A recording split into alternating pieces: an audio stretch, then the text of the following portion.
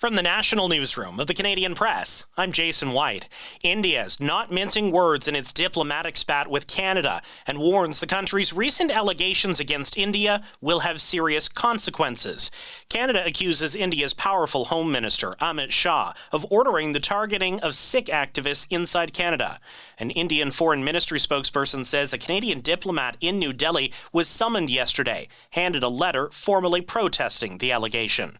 Canadian authorities have repeatedly said they shared evidence of their claims with India, but that country's officials deny being provided with any proof. Alberta's Premier Danielle Smith faces a leadership vote at the United Conservative Party convention in Red Deer, Alberta.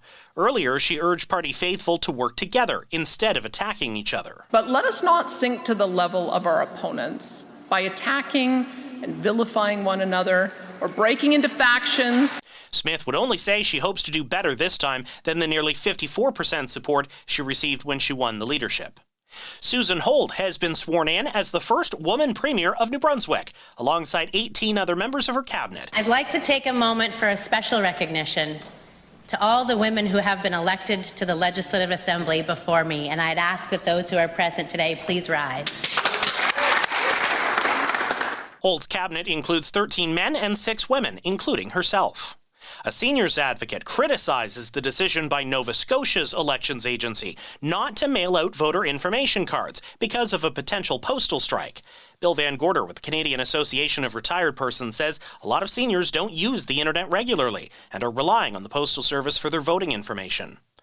Warren Buffett is now sitting on more than $325 billion cash after continuing to unload billions of dollars worth of Apple and Bank of America shares. Reporter Josh Fung says Buffett's quarterly reports always get a lot of attention. Warren Buffett and Berkshire Hathaway are always closely watched by investors because he has such a remarkably successful track record over the decades. Berkshire tends to go the way the economy does, so its performance follows along how the broader economy is.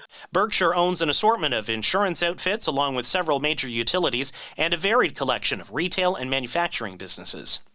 It's the time of year again when most of us get an extra hour of sleep, but sometimes feel lousy because of it. At 2 a.m. on Sunday morning, daylight saving time ends and standard time is back. With winter approaching, our days become shorter. And for a lot of people, that lost hour of daylight can bring on something called SAD, seasonal affective disorder. It's described as a feeling of panic, fear, and anxiety all rolled into one, and it affects millions. Light therapy can help. So can yoga, walking, and antidepressants. If you're feeling it, especially after changing your clock, call your doctor. Sherry Preston, ABC News. This is the Canadian Press. In sports, the Toronto Argonauts are hosting the Ottawa Redblacks in the CFL East Division semifinal. Later on, the BC Lions will visit the Saskatchewan Roughriders for a spot in the West Final against Winnipeg. 4 Canadian NHL teams will hit the ice tonight. The Montreal Canadiens visit the Pittsburgh Penguins. The Ottawa Senators host the Seattle Kraken. The Toronto Maple Leafs are taking on the Blues in St. Louis, while the Vancouver Canucks visit the San Jose Sharks.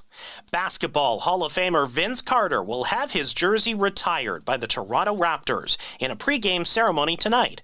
Denver Nuggets guard Jamal Murray of Kitchener, Ontario, said on Monday Carter had a huge impact on him. I wish I was here for the ceremony. I know it's going to be great. He's well deserved. But he's put a lot of inspiration in a lot of young kids, and he's inspired me to put inspiration in others. Carter will become the first player in Raptors history to have his jersey retired.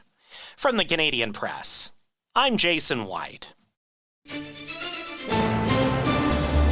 Thanks for listening. Don't forget to follow and subscribe. For more of today's top stories, visit thecanadianpressnews.ca.